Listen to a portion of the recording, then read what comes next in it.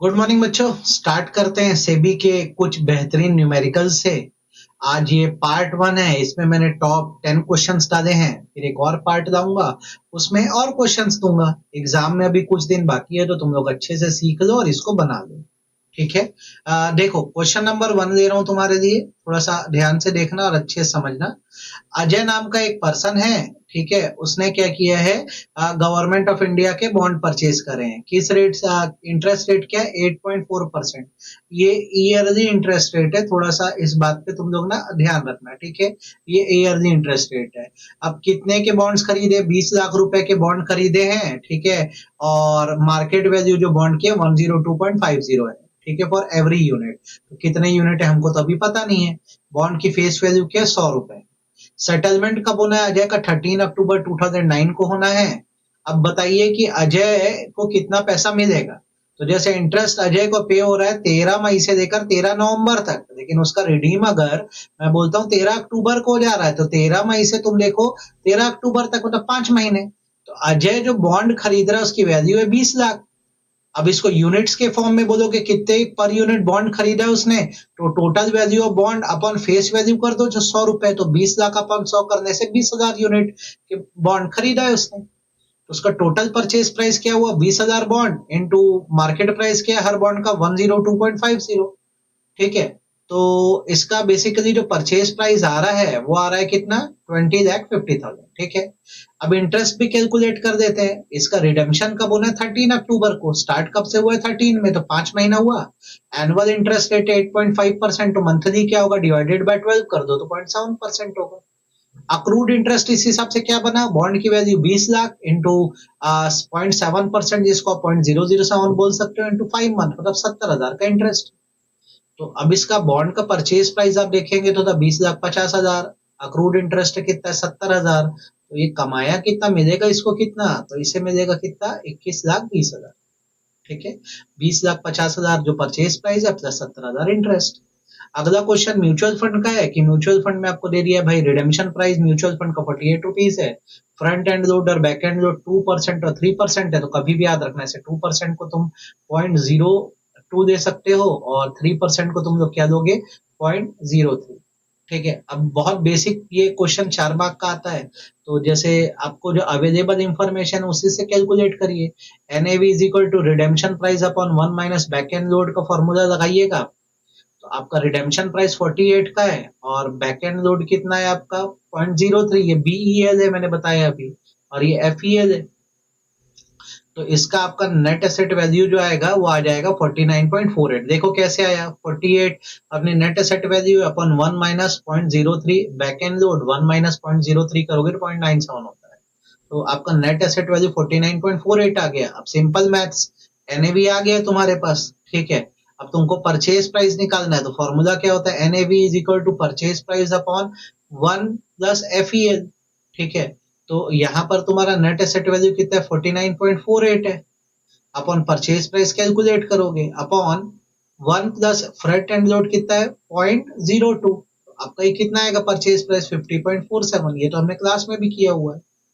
तीसरा क्वेश्चन क्या है हमारा कि एक टारगेट कंपनी, ठीक है, उसने क्या किया? 200 लाख, मतलब 2 करोड़ वारंट दिया है। प्राइस क्या रखा है? 100 रुपए।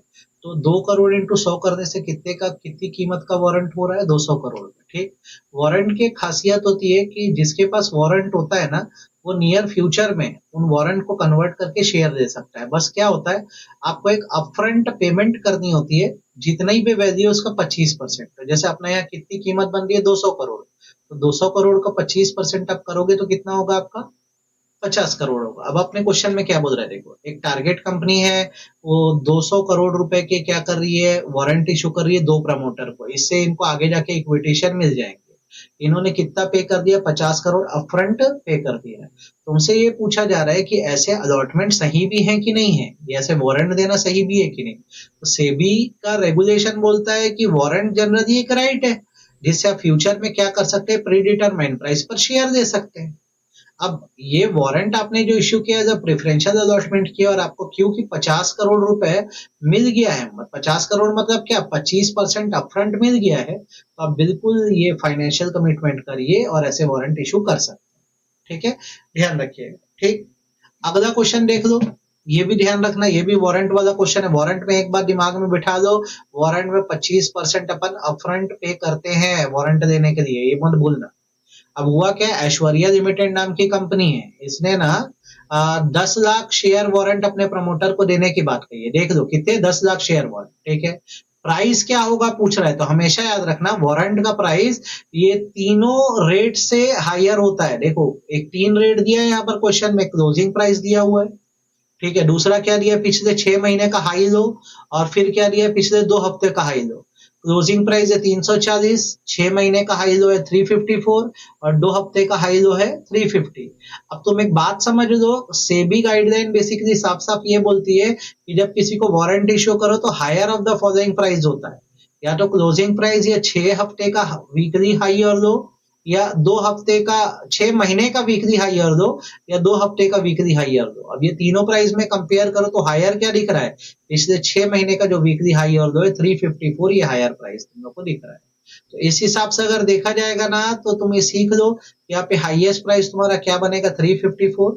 ये रेगुलेशन वापस से सुन लो कि अगर कभी बोले वारंट का प्राइस क्या है, तो हायर ऑफ द फॉलोइंग 3 चीजों में से, क्लोजिंग प्राइस, 6 मंथ के वीकली प्राइस, और 2 मंथ 2 वीक्स के वीकली प्राइस में जो हाईएस्ट प्राइस है। तो तीनों में आप देखोगे तो 354 हाईएस्ट है। अब इसमें अपफ्रंट पेमेंट कितनी करनी है, तो जैसे अगर 354 प्राइस है, उसको 25% आप अपफ्रंट पे करोगे तो 88.50 रुपीज। अब अगर 10 लाख वारंट आपको दिए जा रहे हैं तो इंटू 88.50 करो, तो ये आपका बनेगा कितना, तो आप यहाँ पे अमाउंट देख लो, 8 करोड़ 85 लाख देना है, ठीक है, क्लियर होना चाहिए। अगला क्वेश्चन है, जय लिमिटेड ने बोनस इशू अनाउंस किया है, इसमें आपको क्या दिया जा रहा है, हर 3 शेयर के लिए 1 शेयर। तो सपोज करो 1 शेयर की वैल्यू एक्स है, ठीक है, 1 शेयर की वैल्यू एक्स है, आपको मिलने वाले 3 शेयर। तो मतलब हिसाब क्या बन रहा है कि let the number of share भी आपका एक्स कर देते हैं। Now for every 3 share held एक एडिशनल शेयर मिलेगा, तो टोटल शेयर कितने होंगे, एक्स अभी है, प्लस हर शेयर के लिए 3 शेयर मिलेंगे आपको, तो 4x/3 total number of share, ठीक है। अब आपसे पूछ रहा है शेयर प्राइस, तो सिंपल फॉर्मूला लगाना, करंट मार्केट प्राइस जो कितना है तुम्हारा 621, ठीक है, into number of share, number of share कितने तुम्हारे, करंट नंबर ऑफ शेयर कितने, x, upon total number of share 4x/3। तो ये बेसिकली तुम्हारा क्या हो गया, शेयर प्राइस हो गया 46 रुपीज, ये दिमाग में बिठाना, ठीक। अगला क्वेश्चन जो हमारा है, वो तुम लोग देखोगे, इसको आराम से सीख लो, ये क्वेश्चन बहुत इंपॉर्टेंट है, और एकदम अच्छे से तुम लोग को ये क्वेश्चन में समझा दे रहा हूँ। ये वैल्यू ऑफ राइट वाला क्वेश्चन है कि राइट इशू होने के शेयर के प्राइस क्या बनते हैं, वैल्यू क्या बनती है, ठीक है। तो सोमनाथ लिमिटेड नाम की कंपनी है, जिसका शेयर कैपिटल है 50,000, इक्विटी शेयर ऑफ 100 ईच, मतलब कितना हुआ, 50 लाख, ठीक है, 50 लाख हुआ। अब मार्केट वैल्यू क्या है शेयर की, 250 रुपए पर शेयर। तो अभी मार्केट वैल्यू इस हिसाब से देखा जाए तो क्या बनने वाली है, 50,000 शेयर है इंटू 250, तो ये बन रहा है 1 करोड़ 25 लाख अभी शेयर की मार्केट वैल्यू। कंपनी बोल रही है राइट इशू करेगी, इसमें क्या करेगी, हर 5 शेयर पे 1 शेयर और देगी, और इसका रेट लगाएगी 100 रुपए एट प्रीमियम ऑफ 30, मतलब 130 रुपीज, ठीक। अभी देखेंगे तो एग्जिस्टिंग शेयर आप लोग के कितने दिखेंगे, आप लोग को पता है 50,000 शेयर अभी है। अब कल को ये बोलती है कि हमारे 1 शेयर पे 5 शेयर, हर 5 शेयर पे 1 शेयर देंगे, तो मैं बोलता हूँ अगर टोटल शेयर 50,000 है और अपॉन 5 कर दूंगा, तो हर 50,000 शेयर पे कितने शेयर दे रहे हैं, 10,000 शेयर दे रहे हैं ना ये लोग। अब फिर सुन लो, हर 5 शेयर पे अगर 1 शेयर दे रहे हैं, तो 50,000 शेयर पे कितने देंगे, तो 50,000 अपन 5 करोगे तो 10,000 शेयर राइट शेयर के रूप में मिलेंगे। तो बाद में टोटल शेयर कितने हो जाएंगे, एग्जिस्टिंग है 50,000 प्लस राइट में कितने 10 है, तो कितने हो गए टोटल 60,000 शेयर राइट इशू के बाद आने वाले हैं। अब आप दोनों की वैल्यू निकाल के देख लो।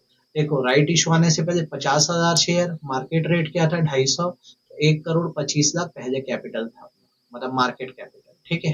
अब राइट इशू आने के बाद ऑलरेडी हमारा 1 करोड़ 25 लाख था ही था, प्लस हमने क्या किया 10,000 और राइट शेयर दिए और उसका प्राइस लगाया था 130, तो 10,000 इंटू 130, तो अभी अब अपना राइट इशू आने के मार्केट कैपिटल कितना हो जाएगा 1 करोड़ 38 लाख, ठीक। बाद में हमारा राइट इशू प्राइस क्या होगा, total value of right share कितना है 1 करोड़ 38 लाख, अपॉन बाद में टोटल शेयर कितने राइट इशू कर 60,000, तो हमारा प्राइस हो जाएगा 230 रुपीज, 230। डिफरेंस क्या आया, अभी प्राइस है 230, सब्सक्रिप्शन प्राइस था 130, तो वैल्यू ऑफ राइट कितना हो गया 100। ये विद फॉर्मूला आप अच्छे से पढ़ना और ध्यान रखना। 7th क्वेश्चन सेम है जैसे ऊपर आपने इसको देख लेना, तो आपके मन में कोई डाउट नहीं आएगा। ठीक है, अगला क्वेश्चन थोड़ा सा इंपॉर्टेंट है, इसको एकदम अच्छे से समझ लेना तुम लोग। क्वेश्चन है कि सनशाइन इंडिया म्यूचुअल फंड है, वहां पे डेटा दिया हुआ है कि देखो वैल्यू ऑफ इन्वेस्टमेंट कितना है 2757, रिसीवेबल कितने 221, अदर करंट एसेट 643, लाइबिलिटी दिए 390, अक्रूड एक्सपेंस दिए 87, नंबर ऑफ आउटस्टैंडिंग यूनिट है 155 और सेल्स चार्ज जो है वो है 2.20%, इसको आप 0.022 भी बोल सकते हैं। अब देखो होता क्या है कि एनएवी का एक अपना खुद का कैलकुलेशन है। अब ये कैलकुलेशन कैसे होता है मैं तुम लोग को बताऊं ना, तो इसमें आपको क्या करना होता है, फॉर्मूला डालना होता है net asset upon number of outstanding unit. तो नेट एसेट कैसे निकलता है, टोटल एसेट कर दो, टोटल एसेट में आप इन्वेस्टमेंट को जोड़ दो, रिसीवेबल को अदर एसेट को जोड़ दो, 2757, 221 और 643, अब माइनस कर दो लाइबिलिटी 390 और 87, तो 3144 नेट एसेट आ गई, आ गई। अब इसको नंबर ऑफ आउटस्टैंडिंग यूनिट से डिवाइड कर दो, मतलब 155 से डिवाइड कर दो, तो आपकी जो नेट एसेट वैल्यू आएगी म्यूचुअल फंड की आएगी 20.29। ठीक, अब ये तो म्यूचुअल फंड की नेट एसेट वैल्यू, अब आपसे पूछ रहा है परचेज प्राइस क्या होगा, तो इसमें सेल्स चार्ज भी लग जाएंगे, तो net asset value 20.29 plus net asset value पे सेल्स चार्ज भी लग रहा है 0.022 का। ठीक है, तो ये हो जाएगा तुम्हारा 20.29 नेट एसेट वैल्यू प्लस 0.0446, तो तुम्हारी अब जो परचेज प्राइस आएगा वो आएगा 20.739। ये क्वेश्चन एग्जाम में आएगा तो 6 मार्क्स का आएगा। तो पहले तो मैंने नेट एसेट वैल्यू निकाला, कैसे निकाला, net asset upon number of outstanding unit करके, ये कैलकुलेशन देख लो। उसके बाद मैंने परचेज प्राइस कैसे निकाला, नेट एसेट वैल्यू तो मैंने ऑलरेडी कैलकुलेट कर दिया था, उसमें सेल्स चार्जेस को ऐड कर दिया, मैंने नेट एसेट वैल्यू पे सेल्स चार्जेस का। ठीक है, अच्छा अगला क्वेश्चन क्या है, पीक्यूआर लिमिटेड अनलिस्टेड कंपनी है, बिजनेस एक्सपेंड करना है। अच्छा करो, क्या दिक्कत है हमको। ठीक है, तो 200 करोड़ रुपए चाहिए, दिलाते हैं। बुक बिल्डिंग मैकेनिज्म से चल रही है, बोल रही है फिक्स प्राइस बैंड है भाई, मिनिमम 500 से 600 का, तो मिनिमम 500 है, मैक्सिमम कितना है 600। अब सेबी आईसीडीआर रेगुलेशन के हिसाब से बताओ कि मिनिमम एप्लीकेशन वैल्यू क्या होनी चाहिए, तो भैया मिनिमम एप्लीकेशन वैल्यू तो 10 से 15,000 होती है। ठीक, minimum number of equity share कितने होने चाहिए, तो मिनिमम एप्लीकेशन तुम्हारा 10,000 का है अपॉन मिनिमम प्राइस बैंड 500 का है, तो कितने इक्विटी शेयर होंगे, 20 इक्विटी शेयर होंगे। Minimum some payable on application कितना, 10,000 दो आप। ठीक है, मिनिमम 10 है, 10 से 15,000 मेन बोर्ड की कंपनियों का चार्ज किया जाता है, और सेम अगर वही तुम्हारी एसएमई होती तो लाख से 1.5 लाख होता है। ठीक, ये इशू कितने दिन के लिए ओपन होते हैं, मिनिमम 3 दिनों के लिए ओपन होता है, हमेशा ध्यान रखना आईपीओ जब आता है। फिर सुन लो, इसमें हमको बोल क्या रहा है, मिनिमम एप्लीकेशन वैल्यू तो 10 से 15,000 लिख के आना, नंबर ऑफ इक्विटी शेयर कितने देने होंगे, तो जैसे तुमको ये पता लग गया कि मिनिमम एप्लीकेशन 10 का है, अब ये प्राइस बैंड कितना 500 का है, मिनिमम 500 मैक्सिमम 600 का, इतने में बोली लगानी है, अब तुम जो लगाने लगाओ। तो इसको क्या करना, 10,000 डिवाइडेड बाय 500 कर देना, पता लगेगा 20 इक्विटी शेयर। ठीक है, मिनिमम सब कितना पे करेंगे अपन, 10,000 ही पे करेंगे, कोई दिक्कत नहीं।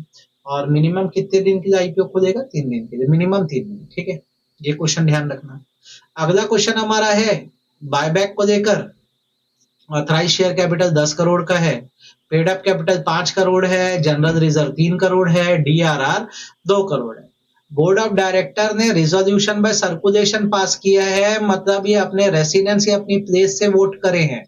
तो जनरली अगर कोई फाइनेंशियल या कॉर्पोरेट एक्शन होती है तो उसमें रिजोल्यूशन बाय सर्कुलेशन नहीं चलता है। हाँ, हाल फिलहाल अगर अगली बोर्ड मीटिंग में इसको रेटिफाई कर दिए तो माना जा सकता है। अब कितना इन्होंने बोला, 9% तक कर देंगे paid up capital free reserve.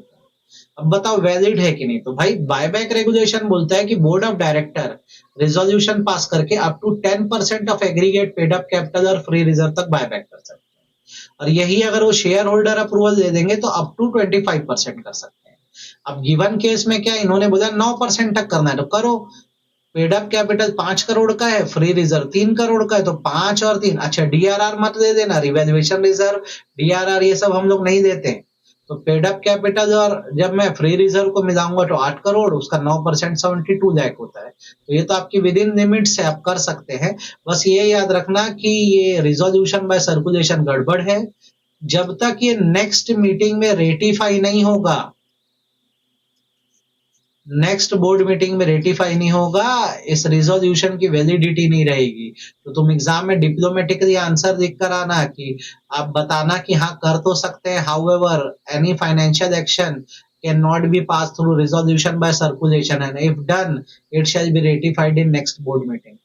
ठीक, तुम सब जो वीडियो देख रहे हो पहले 10 को बेहतरीन तरीके से करो, फिर अगले 10 में और सेबी के न्यूमेरिकल भेजता हूँ, इसको कंप्लीट करो।